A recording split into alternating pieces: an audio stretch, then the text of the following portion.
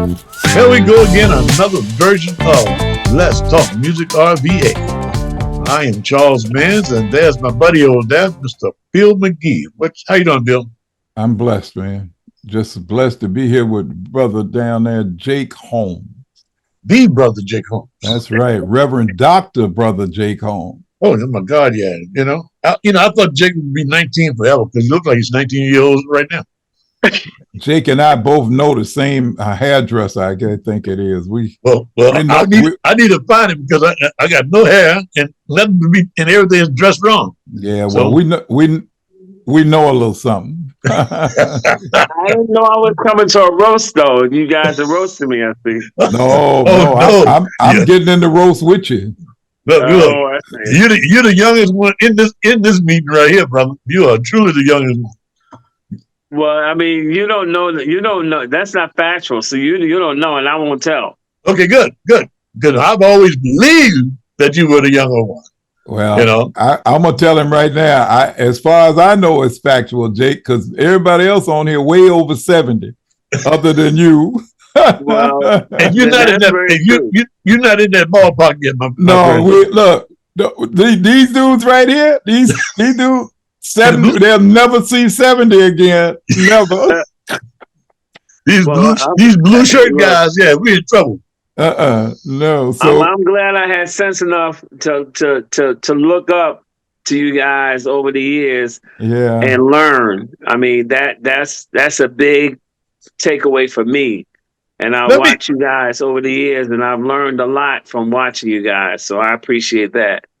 Jake, let me go back. Back in the day when I first ran across Jake Holmes, you were at VCU. And you were Virginia Union. No, Virginia Union. Okay, Virginia Union.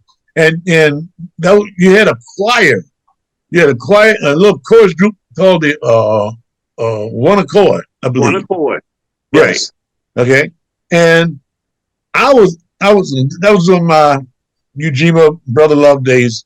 And I always tried to mingle in other music so that I can get familiar with everybody that was working, whether it be the Christian brothers, whether it be the R&B guys or the reggae guys or the rock and roll guys over there in the far west end.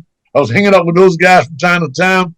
So I ran across you guys, you and Larry Bland and Gary Yarborough.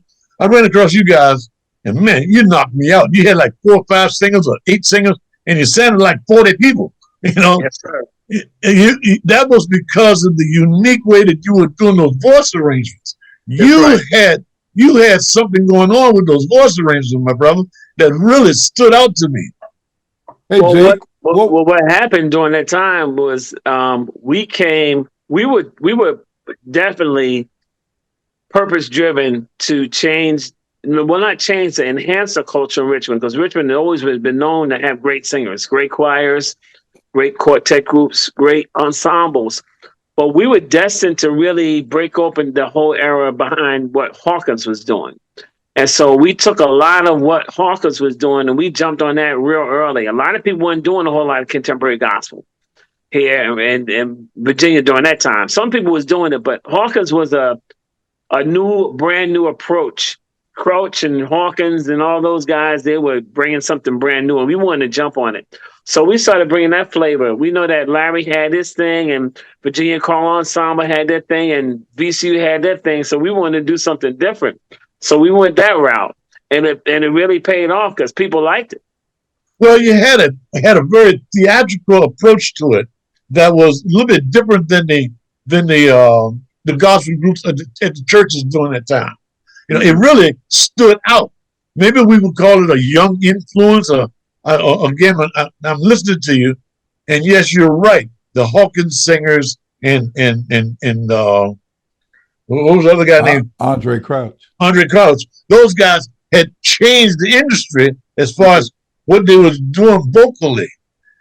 But it really, when I first heard you and I first heard your group and those groups that were working with you and around you during that time, that made an impact on me on the vocal arrangements, because that's the real thing I was pushing with my band was the vocals. more so the instrumentation. Hey, Jake, give Yeah. me some dates on when you came to Union and when you put One Accord together.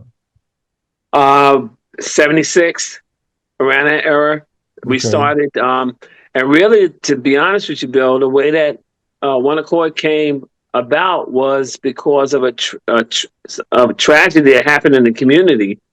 I was working, and my whole goal was I was working with Richmond Community Choir. That was the choir I was working with, and with Gospel Music Workshop. I was really, really investing in those groups. And my professor at the time was Darrell Rollins. I don't know if y'all remember Darrell Rollins. He was a professor at Virginia Union, and he was big on Black Christian nationalism and this really, really aggressive approach to how the churches should be set up and things like that. A contemporary ministry at the time. Yeah, so he was really deep into that. And I was in this class. I was impressed by him. And I said, "You ever going to get a church?" He said, "No, that's not my ministry. My ministry is being in the classroom and to write." And I said, "Okay, fine." So when he became a pastor, a young boy in our congregation was accused of raping a lady in the community, and these rapes had gone on in the far West End area for a while. And there was a black guy that was so supposed to be the culprit, and she fingered one of the members of our church as because he was a paper boy, and she said, "That's him." And Pastor we all knew that this boy wasn't guilty of that, so he put together a defense fund to get lawyers and things like that they needed to defend him because we knew he was not guilty. And he asked me, he said, "Jake, I need a choir because I need to get people to these rallies so they can donate money." And that's how we started One Accord. Yeah, that is. Wow. And we was one of the first group that said you cannot be in this group unless you audition. So I mean, all the rest of the groups is like come as you just Obviously. come and be a part. You had to audition to be in One Accord. Right. And that's what made you so unique to most choirs, because most choirs just happen to have a face up there standing next to somebody that can sing. Everybody come on in and just join in, but just join in, right? And that was that Andre Crouch influence, Jake. That's the one thing I noticed about Andre Crouch with Tata Vega and my man Darryl Coley and Andre, man, had some outstanding singers working with him. Exactly right. When the Hawkins singers, when Tremaine Hawkins came to Richmond, I did the sound for her, and that was Mr. Jordan. He was assistant principal at Armstrong. He was a concert promoter for gospel music during that time. Bill Joyner. Yeah, that's his name. Yeah, Bill Joyner. And so I had a chance to work with her. And all she had was just herself and a piano player. And she turned the place out.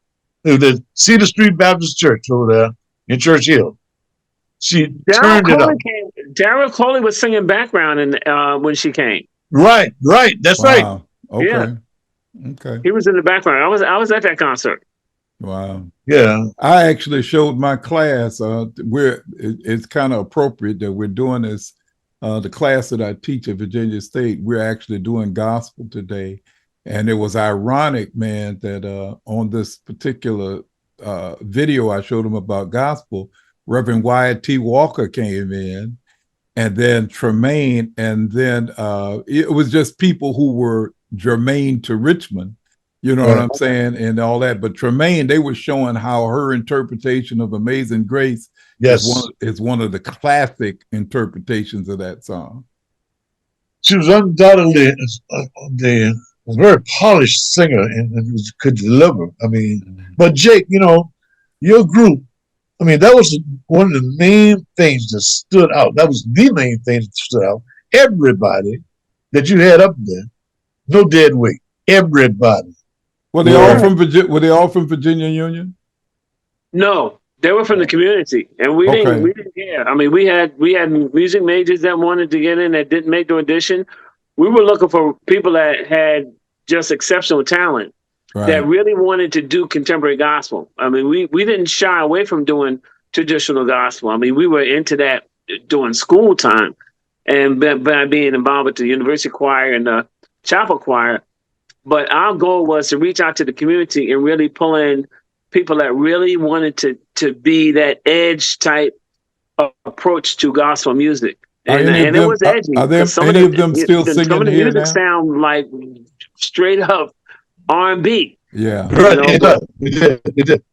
So Are any of them still singing now, though, Jake? Are any of those people still here singing in the area? They do solo projects, and we did when we did our first LP, we did it. It's called a song called "Living Ain't Easy," and we had Nat on trumpet. I mean, we had Skip on. We had Skip Gales. We had Nat.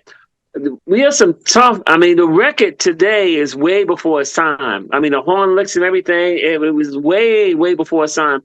Who were some of the other singers? Say it again. Who were some of the other singers? Oh, we had Mike Brown up there. We had Shirley Wilkins. We had J.D. Lewis. Well, J.D. Lewis is still singing now. He was singing with us. Shirley Fountain. She passed away. We had some icons in the city that really had made their way and have been really known in the city for their singing potential. And they wanted to join with us. It got to a point where people wanted to join us just because we were the new thing going on. Mm-hmm. But every program that was a hit program in town, it had the volunteer choir, it had one accord, it had the Virginia Choral Ensemble, it had Gospel Baptist, and maybe Gospel Music Workshop, and Henrietta Doswell. I mean, we was, and that's how we was rolling. Anybody knew that those groups were going to be there, with the church was jam packed, standing room only, and and this was almost every other week, every Sunday we was going somewhere.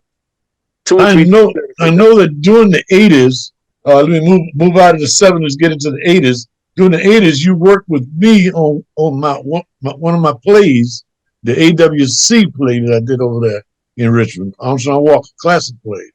Yes. I know you and some of your vocalists worked with me on that play. But I also know that after the mid 80s, I moved off to moved out of state. So you were running classes, doing summer programs on teaching music and or professional stage presence type of stuff. Tell me about that. Well, two things that we did. Number one, I was working for Upper Bound, and I got my job working for Upper Bound my second year of college, which of course that was unheard of because most of the jobs were just reserved for seniors. But I started working with Upper Bound doing Upper Bound workshops. But what we did and what we took away from working around you, Charles, was that we started what we call an evening with one accord, which of course this was the part that really made us edgy. And some people was a little bit uncomfortable with our style because we did a variation of gospel music. We tied it into country. We tied it into R&B. We tied it into jazz. And we had, and comedy. And we put that whole program together and we started touring at some of the neighboring colleges. We was at Virginia State, we was at Fisk. We went to Virginia Union, Hampton had us there every year for their annual event that they had. And we would do these shows. And people was like, oh, well, you're singing gospel and R&B at the same show. I don't know if I'm really feeling that. And so we knew we couldn't go into the average traditional churches, but people were very receptive for what we were doing. So we were trying to mold talent. And I didn't know at the time that God was preparing me for some bigger things. That's how I kind of moved into the area that I'm in now. But it became a very popular thing with us to explore all the arts. And we didn't make no excuse about it. We was very deliberate in our approach and said, music is music. God gave us music and we're gonna perfect this. Nothing that we're doing that's inappropriate. It was in good taste. And we went forward. And I know that later on you were doing a whole lot of tribute shows, R&B tribute shows in the 90s, in the early 2000s. Dedicated programs that you would get different singers to come in and do a James Brown or do a Whitney Houston or do a Tina Turner or do a Sam and Dave. You did a whole lot of that during that time, the 90s and the 90s and up to 2000s. Is that correct? Yeah, that was Look, a look, good. I just That was. want you to know I've been keeping track of you for the last 40 years. Okay, Oh man, I appreciate it. I've I been watching you appreciate it, for Doc. 40 years, my brother. I've been watching.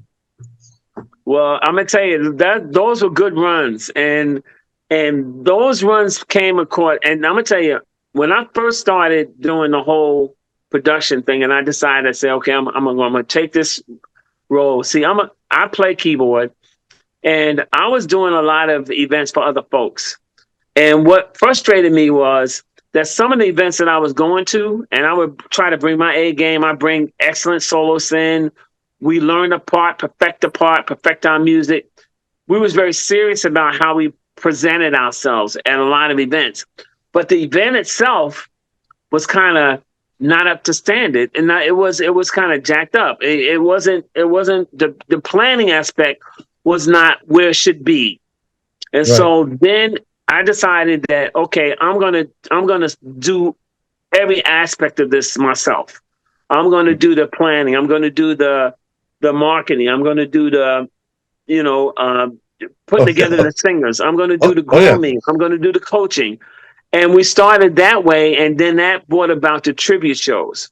And we knew that we wanted to get out into a larger audience, and we knew that we wanted to display our talent to whatever the people that really had and they were kind of frustrated because they didn't have nowhere to really display their gifts and talents. So we said, we're going to start these tribute events. And that took off. I'm going to tell you, those events took off real big time. I mean, we didn't have any problem selling tickets. I mean, if we had a 400-seat venue, we sold 450 seats. Yeah, right. And that went on for 4 years. Yeah, yeah.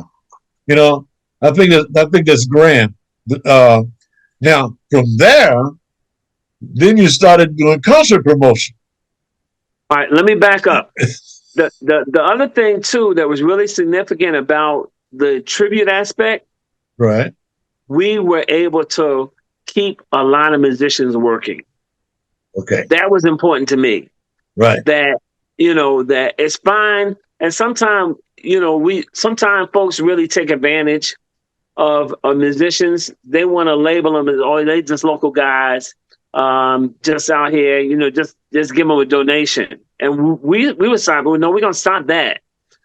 If you studied your craft to a point where we really have excelled at a certain level, you're a professional. Right. Treat your business like a professional. Treat your craft like the professional, and demand the amount of money that you think you should get. Right. I mean, and there's nothing wrong with that. As a business person, anybody else that has a craft, you can take a plumber, you take an electrician, you take any of those other people that's out there soliciting business. When you come to the door, they say, how much is your fee? You tell them their fee, that's what they pay you. Sometimes with musicians, they say, we're going to give you something. We're going to give you a donation. No. Tell me your fee up front. This is what you're worth. And we did that whole cycle. And that's one tribute that I really attribute to the fact that when we started this event, we said, we're going to pay you guys scale pay, and we're not going to back off of that. And that's what we did. That's why we had a lot of dedicated musicians wanting to participate. And Bill was one of them. Bill did an event that we did at the Heroic Theater. And that video right now to this day is a classic video that we did. And that was a sold out show. And they came in. Did you guys ever join the local union, the musicians union, 123? No, we didn't. And we sometimes we got a little frustrated because of the fact that people want to put us in a box. And so, I mean, we should have partnered more. And now we've gotten to the point where we regret not doing that. But at the time, we didn't do it. We was on a path on our own during that time. And back in my time, back in my day there, one of the things I did, I got the whole band into the union. And of course, they couldn't see the benefit of it because they weren't doing anything outside of gigs that we were just doing as a group.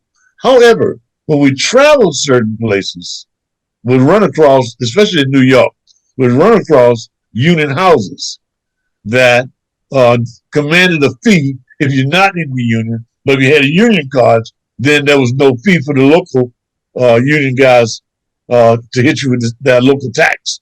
Mhm. So that's where it really paid off. But I did gigs in upstate New York. Those places were union houses. Hey, Okay. Jake, talk to us about what you also did with as far as the young people, because I also worked with you as an adjudicator when you were teaching the young people and you were having the competitions. But I know out in Henrico, y'all used to do something really big out there with young training. A lot of my former students talk about coming through your camp. Mhm. We were kind of we were always renegades in a sense. I mean, I can't deny that. But we were frustrated because of the fact that a lot of the churches were not. They didn't have a platform for young people to really express themselves the way young people want to express themselves. And so we started what we saw countywide Tri-Cities Music and Arts workshops. Countywide, right? That's right. And what we did was we pulled in churches. We started out with St. Peter's Baptist Church, St. Paul's Baptist Church, and Mount Olive Baptist Church. All churches were in the county, but St. Paul's was the only one that wasn't. That's when they was on Marshall Street. Mm-hmm. But I knew all the musicians that were there, and I was at St. Paul's before Pastor Watson got there. I was there when Larry was there working on the music department, so I knew Deborah Bolden and Michelle Lightfoot and all of them. So we got together with all those key musicians that around town and said, look, let's start this big youth movement around the city to try to coach our youth. And what they would take from the workshop, they can bring it back to their churches and teach other young people some skills in, praise dancing and modern dancing and stepping and miming and choral structures and disciplines like that. So we came and we brought some of the most talented people around town to be facilitators, and that went on for 25 years. Wow. In the city of Richmond. That was a big, big, big thing. I mean, people used to come in on Saturday and stay all day Saturday. You had to drag them away. Was Countywide also the organization where you were doing the competition between college students and different, or was it was under that umbrella or something different? Well, when I started working with, I work in Parks and Rec now. I run the after school program at a charter school. And that's when I called Bill and all the key people around town. That event was huge. What we did was we groomed college students from VCU, Virginia State, Virginia Union, Hampton, Norfolk, and JMU to come together on Saturdays and compete. And they would bring their A game, and then we had 6 weeks of training, and we were bringing facilitators to talk to them about the industry and what they would need to do to prepare themselves to go into business if they ever had that desire to be a part of the business structure, the music business. And we had people come and speak. Plunky came and spoke. Bill came and spoke. We had my man, the director from Bill Cosby show, Stu Gardner. Stu Gardner came in. We had key people come in and speak with them, and it was very effective. The only thing that we did not do logistically with that program is that when you pull a college student on a Saturday, you have to make provisions for them. You got to give them transportation. You got to give them something to eat. Right. We didn't think that through properly, and if we had thought that through properly and put the money there, we would have had a better turnout. But the event itself was very, very, very successful. When I went to renew it, they didn't want to renew it because of the fact that they didn't have the turnover that they thought they should have. They thought it was going to be a lot. And when we asked for the additional money, they didn't want to renew it.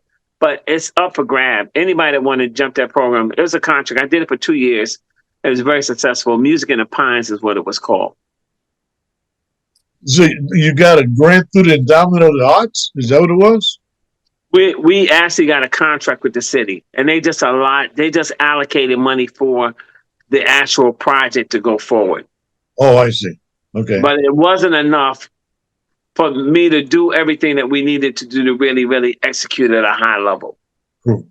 It fell short. So that was the frustrating part about it. Then we tried to tell them, said, look, I'm running on Saturdays, picking these students up, and I'm feeding them after rehearsals because they missed their lunch.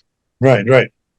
So, I mean, I was like, I can't keep doing this. You got 12 students and you running, 6 of them don't have a ride and the other 6 of them don't have money for lunch. So it became more of a chore, which of course was a sacrifice and I didn't mind making, but I couldn't, when I tried to talk the city into giving us extra money, they didn't see it like that. So when you moved on from there, you moved into one of the ventures you've been doing for the last few years. Tell us about that. Tell us, everybody, what makes Jake Holmes. Well, there's 2 other things you're doing. You do your promotion business, which is very successful and has been around for a while. And then you do your concert promoting business, which is successful. Give us an idea of where you are or where you've been over the last, say, 10 years. Well, the promotion business is a result on me. Number one, I'm a marketer by trade. I spent 25 years working for Kraft Foods. I was a key account representative for Kraft Foods, and I worked in their marketing department, promotions, and my account was U-Crops. Okay. And after U-Crops kind of went out and folded, I went over to Food Line. And of course, I was up and down the road. And once I went out on the road, they took me away from my livelihood. So I knew I had to come out. And when Philip Morris bought Kraft, I knew that I wanted to come out under Philip Morris, not under Kraft. So I had to get to 2 years to come out with full retirement. And that's what I did. I held on for that time. And then after I got that award awarded to me, I left that business. And then I knew that I had the marketing skills to really launch a really successful marketing business in the city, because a lot of musicians, for whatever reason, they were not promoting themselves at a high level. And I thought they weren't. And so I said, well, let me just bring that skill level to other folks that may need it. And if they didn't need it, then, I mean, it was there for them to take. And so we started doing a lot of things around town. And as a result of that, we started looking to doing promotions on our own. And we do a lot of things now for the corporate America. We do a lot of galas and banquets and different things for high level folks in the city. And then we do a lot of small, quaint events. I call myself the perfect host. So I come in and do events for folks and they pay us. And if they need musicians, I give them a musician. If they need a caterer, I give them a caterer. If they need a photographer, we give them a photographer. So that all that's under the roof. And these are all vendors that work with me during the course of the year. And I get their businesses at cost, and I able to add my percentage on top. And we keep everybody working. That's the main goal. And we keep everybody working in a circle. Everybody is loyal to each other. We try to keep everything in house. And then we get a new vendor. If they prove themselves worthy, we bring them on also. So that's been a big part of it. The promotion side, Bill. Go ahead. That becomes a team effort where you have different departments in really different businesses coming together working on common cause. Yes. So what about the cyber marketing, your promotion and marketing that you do online that is real famous around here? I've used your services many times. And you've also gifted me services many times. I appreciate that. Oh, for sure, Doc. I mean, I'm gonna tell you guys. I keep telling you all. I may not have come to you every time and said thank you so much, but I watch you guys over the years and learn from you guys. I particularly like the fact that you all are big on little detail stuff, and you make sure that you do things the right way. And I appreciate that. About both of you all. And, I've worked with you before and I respect you highly, Mr. McGee, and you got to know that. The promotion side was a thing that I always wanted to do it, but I didn't know at what level I wanted to do it until I started dibbling and dabbling with it. And then I found out that there was an art to it that you have to have you got to have a lot of backing. You got to have a lot of support. You got to have sponsors. You know, you have to be able to have your money in the bank. You don't have an event and try to get ticket sales to cover you. You know, that's risky. That's true. And I know from back in the day, you and I know that a lot of promoters did a lot of things around Richmond that left a bad taste in folks' mouth, and so people didn't want to participate. Right. And I didn't want that to be something I want to do. So I'd never do an event that it's too big for me. I would never try to do an event that's a $100,000 thing. I keep my events in the range that I can afford. So if I had a backing, if I do an event, we got the money in the bank to cover the event. Well, now we sell 5 tickets or we sell 100 tickets. And we try to stay within that price range. But one significant thing about the promotion part that really, really was an eye-opener for me is that a lot of times we don't get what we want because we don't ask for it. A lot of venues that are open and they're empty, they want the business. So if they want the business, you can bring a deal for them and say, hey, look, I need you to partner with me on this deal. And we'll do a percentage that they can get from an event that we produce. And they'll most of the time, the venue would side with us and do it. And so we've been very successful as far as partnering with venues that would like to do that. Now we have one that's coming up next year. You'll see a brand new venue. It was built during COVID, a beautiful venue that we're going to start doing events in there next year. And they are right straight down the middle with us. Hey, look, you bring us business, you can have the venue for this amount. We have other venues saying, look, we're going to give you the venue at cost. You just bring us this amount of events per year. I tell you, Jake, you have been committed to this field for quite a while. And the growth in the different divisions of the entertainment business that you have pursued, some out of necessity because you had to do it yourself. As you said, sometimes you got to get in there, even though you're the owner of the restaurant, you got to cook the burgers too. So that's just the way business is. Business people have to step up. And so I commend you. I commend you for the efforts, all the work, all the presence. What you do is you bring a light of possibilities to people. You show people that things can be done. That is a moving force. That should be recognized. And that's what I commend you on. Jake, it's interesting that Charles and I were having a conversation about promotion and marketing before we were able to get connected.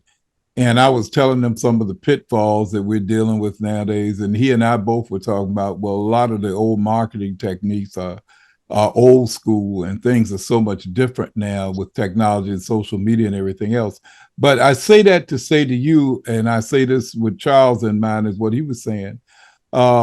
We honor you and we thank you because what you do bring to it that a lot of musicians fall away from is understanding the promotion and marketing are very important in the success of any industry. And you said by you being in the business world, in the corporate world in marketing, you understood that, you know what I'm saying is nothing happens by chance. A lot of people don't understand that. This stuff just doesn't fall out the sky and happens by magic chance. Wand. No such magic wand. We know that he and I were talking about record promoters before you came on, and we were mentioning Leonard Red Forbes, who had worked out of Richmond for years and was a world-renowned record promoter.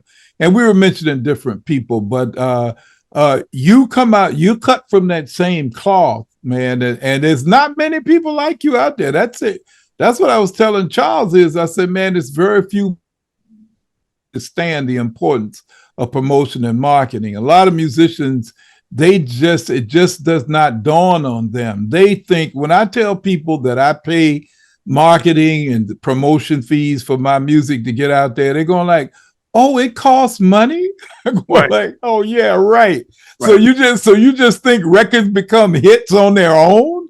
You know, so Jake, I salute you. I know we're not going to be able to stay on much longer, But I salute you. I thank you for coming and sharing with us your experience. And I thank you for just citing what it is that you do as far as promotion and marketing and innovation. See, the other thing we're not going to let it slip by is you've been an innovator. You've been an innovator since way back in the 70s, where you do things that are outside the box. You're a paradigm shifter, as they always say. You break outside the box. You said, okay, everybody over there is in the box. Let's see what's on the other side of the box. That's right. So God bless you for that. Well, I tell you, Jake, in everything, I underline everything Mr. Bill just said. And I go further than that to just tell you how much I personally recognize you. You have been seen. I want you to know somebody's watching. I've been watching you for years. Thank you. That means somebody is getting that motivation by watching you. Thank you. Thank you. I appreciate it. We appreciate you coming on the show. That's Let's Talk Music RVA, Brother Bill McGee, Brother Jake Holmes, and Charles Benz. Thank you again. Have a good evening. Thank you, brothers. I appreciate it. Thank you.